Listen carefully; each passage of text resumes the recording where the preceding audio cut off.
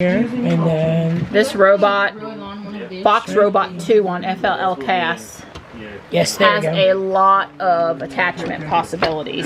So show me how that one runs. Ooh, that screen went dark fast. So it spins this, which moves this one. Which moves that. Okay. We don't know what we're gonna attach to it. Right. We've made a lot of attachments, but we don't know which ones we're going to use to solve which missions. No, it's not. It looks like it is, but it's not. It's only because it's. Yeah, we would be able to fix that by adding in something over here that this axle could go through. That was just a temporary, let's see what it's doing thing. So I like this.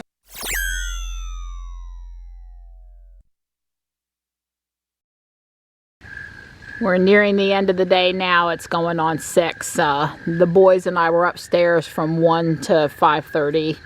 We made a lot of progress. We've got one team solving missions.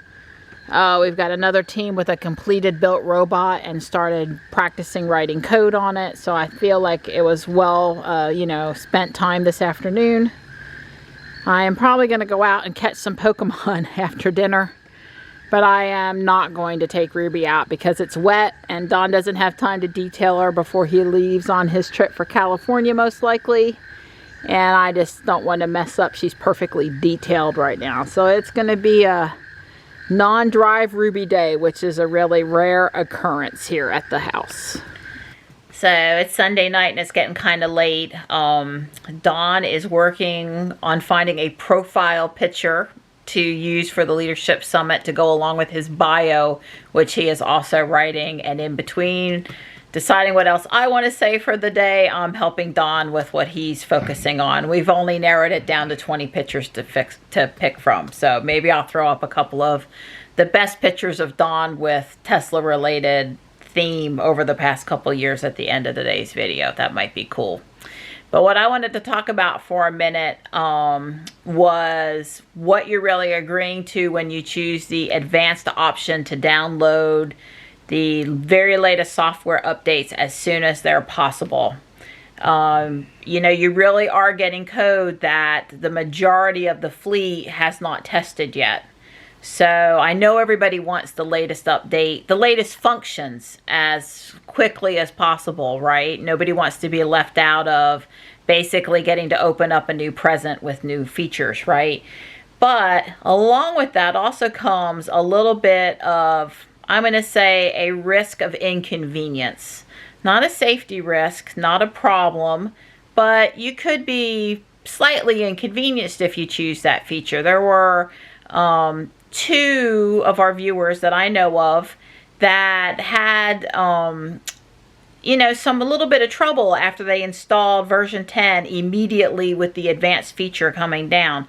Now we're 1 or 2 dot releases in, plus another whole version number update now, so it's smoothed out. So if folks are just now putting on version 10 for the first time, unlikely I realize, since we all wanted it on the fun, they're getting a more clean build, right? There have been thousands of drivers that have used version 10 and Smart Summon and the other new features, and they've cleaned up anything that wasn't clean originally. So I'm just going to throw up a couple of screens and just talk about a little bit about what happened to the 2 viewers to our channel, none of which were terribly problematic, but again were somewhat of an inconvenience. So you just kind of got to make sure before you click advanced and then go ahead and accept the download that you're really prepared. Like, I don't know that I know one viewer, a 3rd viewer, that got the notification for version 10 while they were on the road, and they chose not to put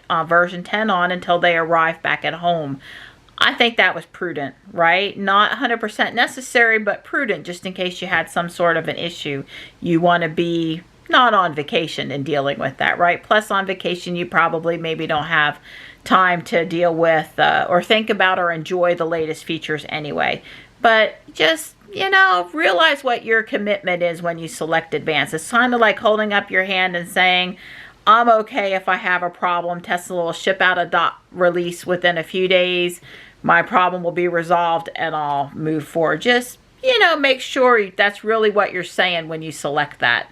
Because it's a two-way street between getting the feature early and giving Tesla a chance to sort out anything that's going on with the new release.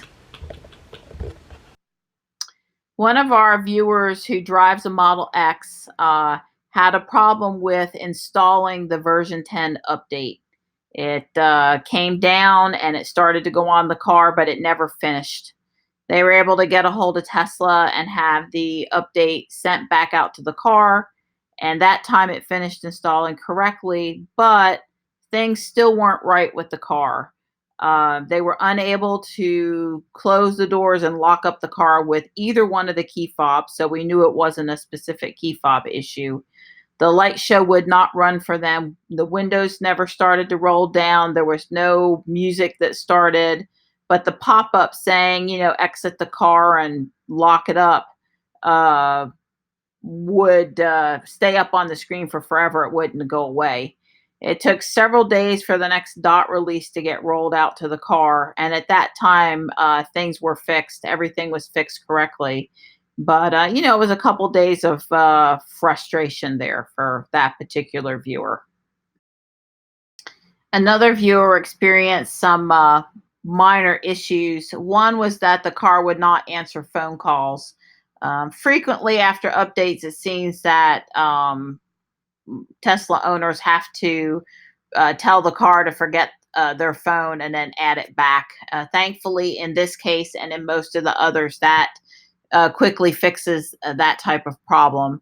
They also had an issue where the mirror settings on the car were not being remembered between drives, and they would use the turn signal for the first time, and the sound for the turn signal would never go off until they put the car back in park again.